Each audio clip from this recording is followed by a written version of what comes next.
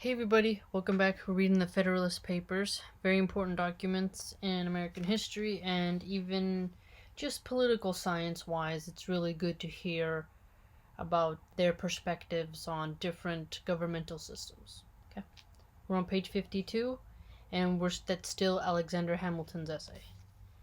It may perhaps be replied to this that whether the states are united or disunited, there would still be an intimate intercourse between them which would answer the same ends. Okay, so if the union fails to really establish that bond between the states, he's contending that they'll still at least be able to have an exchange of something. So, still, maybe, having companies that go in like both states, right? So you have a business that can travel on the road from one state to the other without anybody like charging extra fees or anything like that.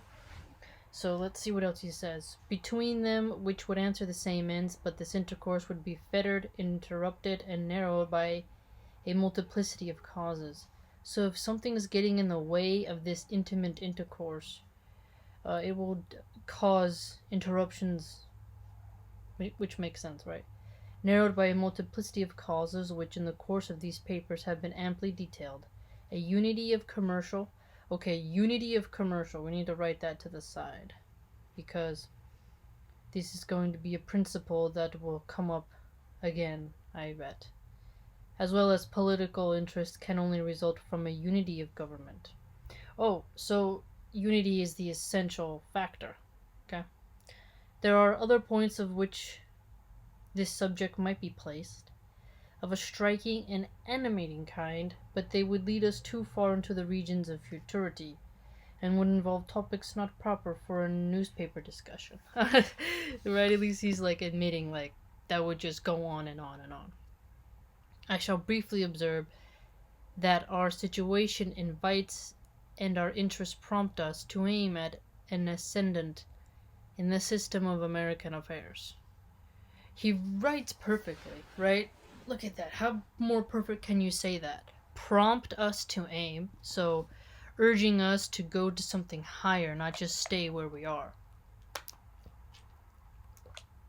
Not just to stay where we are. And at an ascendant, so not a leveling, but an ascendant. Notice the difference. The world may politically as well as geographically be divided into four parts, each having a distinct set of interests.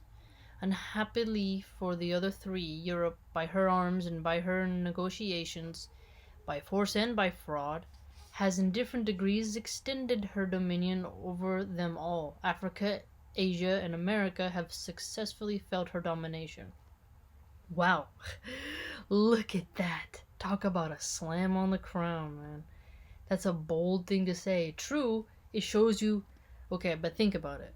You can look at that as several ways. You can see the power of England and be like, snap, that's actually something interesting within our lives, that how vast of power can get in the world and how it's changed drastically, right?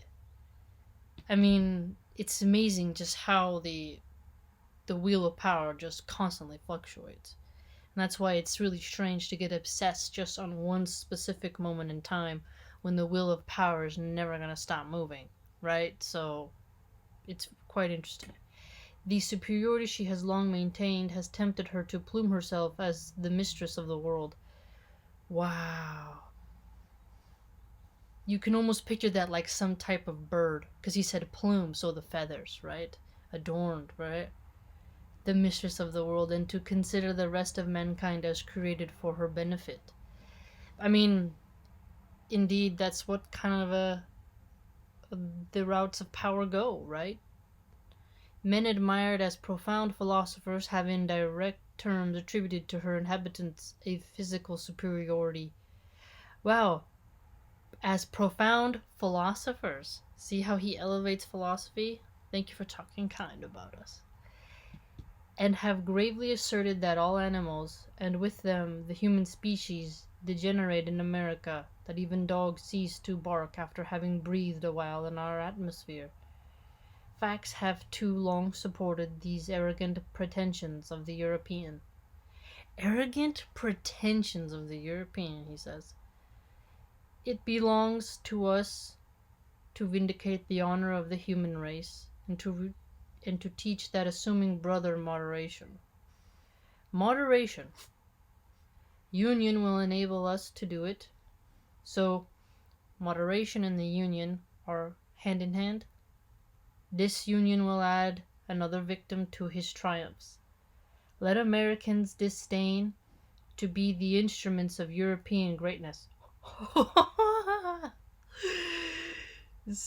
You see, this is why when you hear people in class saying like, "Oh man, you could just," it's amazing the history of, white Americans, mixed Europe, white Europe, all kinds of Europeans, right?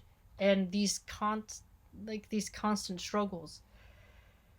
That's why it's so kind of dumb to get obsessed about race and even geography, right? These borders we have. But the history and actions of a set group of people and their system of government is very cool to analyze. So I look how he's talking about, Hamilton is just slapping the king, because you gotta know, the leaders, the nobles in Europe are reading these essays. The people of power, people who have power over vast areas, are gonna see this most likely, right? Because back then, the heavy hitters, they show who they are and what they're doing, and that some of those nobles got this, and they're like, "Oh, these filthy Americans talking about us that way." You know what I mean? And their soldiers were probably reading this and talking about it, and then now look at us today. We're just pretty much friends, and mostly watching rugby and soccer. You know what I mean? Wow, time is amazing. Let the 13 states bound together in a strict and indissoluble union concur in erecting one great American system, superior to the control of all transatlantic force. Look how beautiful that is, against globalism. Oh, look at that. So he said one great American system. All the states uniting as one. We're connected regardless of our niche cultures within our cities. Get it? You're not just related to your city, your county, or your state, but you're part of a union, right? Together, right? And he says superior to the control of transatlantic. So something, the Atlantic Ocean, get it?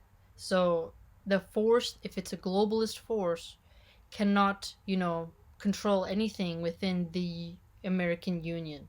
That the states will come together to fight off globalism. See that? You see it? Or influence and be able to dictate the terms of the connection between the old and the new world. See how beautiful he ended that? Now, he says the old and new world, meaning, Britain and, the colonies that were established in the whole area. 13 states, how you want to phrase it. But you can also say that in our time period, right?